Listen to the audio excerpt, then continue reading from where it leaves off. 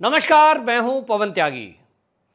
Monsoon सत्र शुरू होने वाला है और जैसी कि परंपरा है कि कोई भी सत्र यदि शुरू होता है तो उसके पहले सरकार की तरफ से सर्वदलीय बैठक बुलाई जाती है। ये बैठक इसलिए बुलाई जाती है कि जो सत्र में जो मुद्दे जिन पर चर्चा होनी है, जो बिल पास किए जाने हैं, उसका खाका तैयार होता है, गवर्नमेंट के पास ड्राफ्ट तैयार होता है जिसमें पक्ष और विपक्ष दोनों की तरफ से प्रपोजल होते हैं और जो फाइनल ड्राफ्ट तैयार हो जाता है कि इस सत्र में ये बिल पास किए जाएंगे, उस पर उस सर्वदलीय बैठक में बैठकर बात होती है। दूसरा, अन्य कोई मुद्दा अगर किसी पार्टी की जानकारी में है और वो अभी तक लिस्टेड नहीं हुआ है, तो अगर उसको काम को करना है, उस पर चर्चा करनी है, तो उस पर भी वहां बैठकर, क्योंकि संसदीय कार्य मंत्री वहां मौजूद होते हैं सर्वदलीय बैठक में, उस पर चर्चा होती है और एक एक बिल पर चर्चा होती है कि कहीं कोई किसी को अगर ऑब्जेक्शन है तो भाई इसका निराकरण अभी यहां कर लें।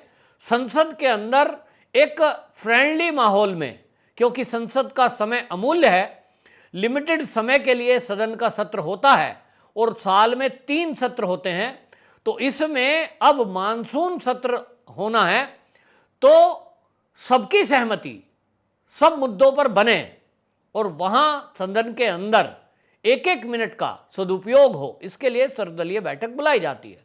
और इस सर्वदलीय बैठक में मुद्दों पर बात होती है। तो मुद्दों पर बात हुई, 25 मुद्दों पर यहां बात हुई। सरकार की तरफ से सरकार के नुमाइंदे के तौर पर रक्षा मंत्री राजनाथ सिंह इस बैठक में मौजूद थे, पीयूष गोयल जो कि केंद्रीय मंत्री हैं वो मौजूद थे और प्रहलाद जोशी जो संसदीय कार्य मंत्री है ये मौजूद थे। यानी सरकार के नुमाइंदे के तौर पर यदि कोई बात आपको बात करनी है, मुख्य प्रधानमंत्री तक पहुंचानी है, तो उसके लिए रक्षा मंत्री और राजनाथ सिंह सीनियर लीडर हैं, वो उपस्थित थे। इसमें आपको बताएं, विपक्ष का पहला हल्ला तो इसी बात पे था कि मोदी जी क्यों नहीं है, जबकि राजनाथ सिंह और बाकी लोगों ने भी बताया कि भाई 2014 के पहले तो सरकार का कोई नुमाइंदा ऐसी सर्वदलीय बैठक में होता ही नहीं था। सचिव स्तर के लोग आते थे और बात कर लेते थे, एक आध मंत्री आते थे। आज के समय में सरकार के नुमाइंदे की तरफ से राजनाथ सिंह सीनियर हैं, वो बैठे हुए हैं आपकी बात सुनने के लिए। बात क्या करनी है? तो बात करनी है वही जो इस समय कांग्रेस और विपक्षी दलों का एक दर्द है। उस पे संजय राउत बोले, उस पे मल्लिकार्जुन खड़गे बोले और क्या बोले कि साहब हमें तो ये बिलों पर बात करनी थी, जो बिल हैं ये तो पास होंगे ही। 14 दिन के अंदर आपको बताएं 32 बिल इस मानसून सत्र में पास होने हैं। सरकार की तरफ से बताया गया कि समय कम है और इसलिए एक एक पल का सदुपयोग हो, इस पर चर्चा होनी चाहिए। तो 14 दिन में 32 बिल पास होने हैं, इस पर चर्चा हो सके, एक एक समय का सदुपयोग हो सके। क्योंकि आपको मैं ये भी बताता चलूं कि हर घंटे 1.5 करोड़ रुपया संसद पर खर्च होता है।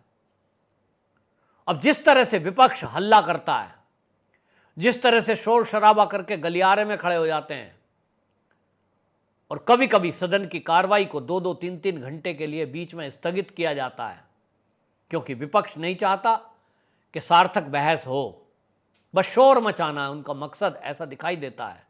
और जब से मोदी सरकार आई है 2014 के बाद से हम देख रहे हैं लगातार, आप नोट करिए हर सत्र को, तो हर सत्र के पहले कोई ना कोई एक ऐसा मुद्दा ये विपक्ष लेकर के आता है। ऐसा लगता है अब तो कि जैसे इनका एक षड्यंत्र होता है कि कोई सत्र आना है और उसके जस्ट 10-5 दिन पहले ही कोई एक ऐसा मुद्दा लेकर आएंगे जिस पर सदन को ना चलने दिया जाए, शोर शराबा कर दिया जाए।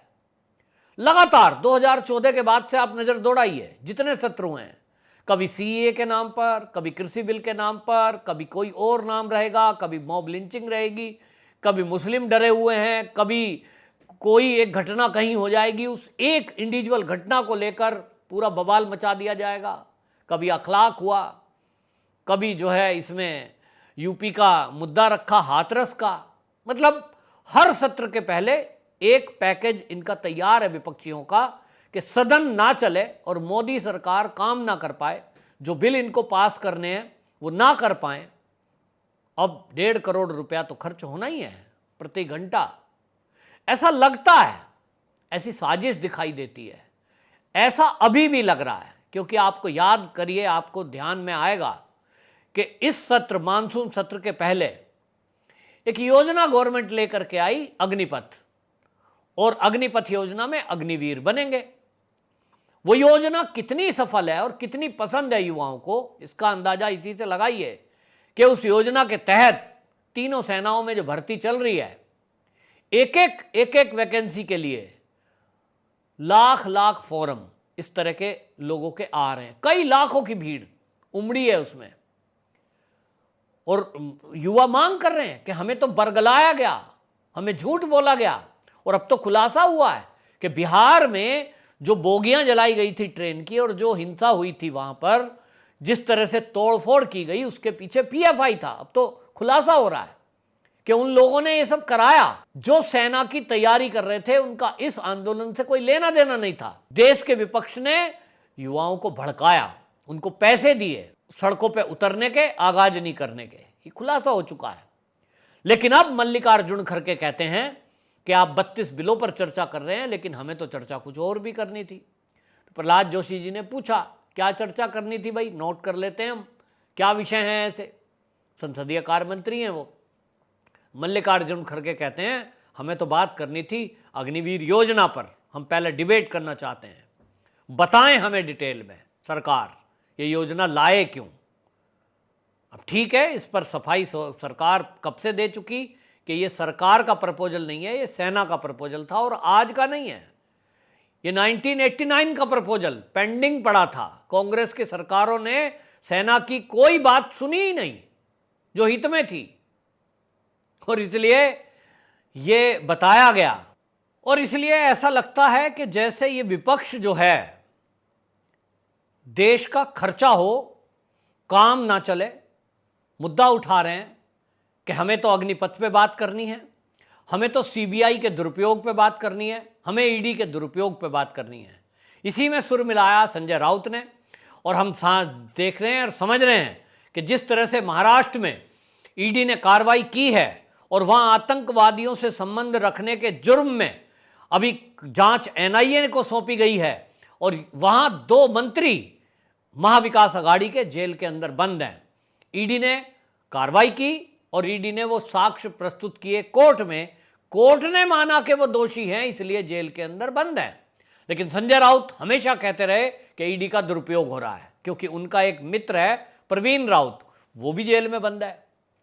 तो ये विपक्ष जो है, अभी आप देख रहे हैं मल्लिकार्जुन खड़गे का दर्द क्या, तो राहुल गांधी है और सोनिया गांधी है, इनको सम्मन किया जा रहा है, इनसे पूछताछ की जाएगी, इनसे पूछताछ की जा रही है।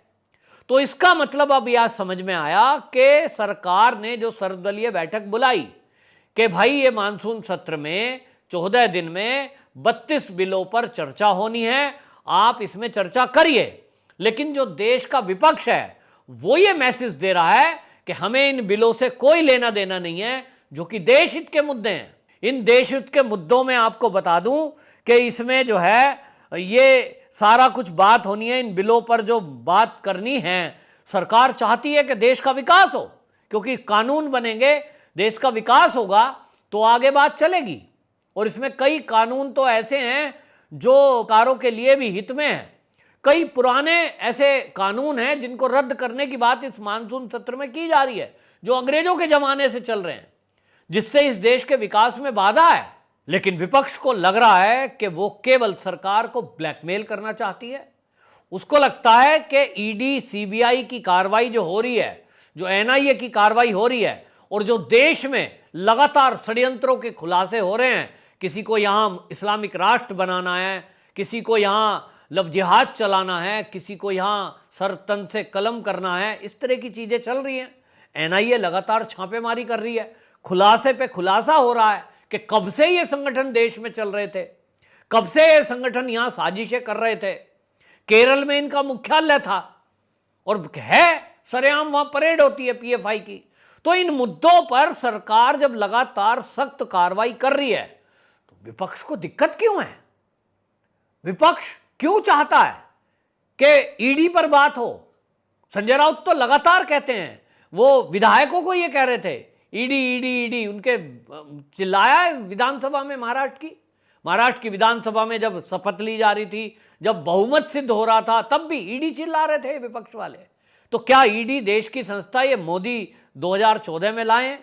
कि 2014 के पहले ईडी थी नहीं, ना कार्रवाई करते थे सीबीआई, ना इनकम टैक्स डिपार्टमेंट छापे मारता था 2014 के पहले।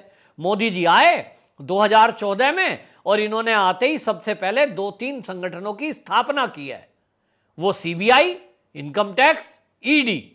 क्या ये मोदी जी ने बनाए? नहीं, ये पहले से भी थे। लेकिन पहले ये संस्थान क्या करते थे, मैं इस पे कहने वाला नहीं हूं कुछ भी। आप सब जानते हैं किस तरह से देश में कई बड़े बड़े उद्योगपति देश का अरबों रुपया लेकर विदेश फरार हो गए।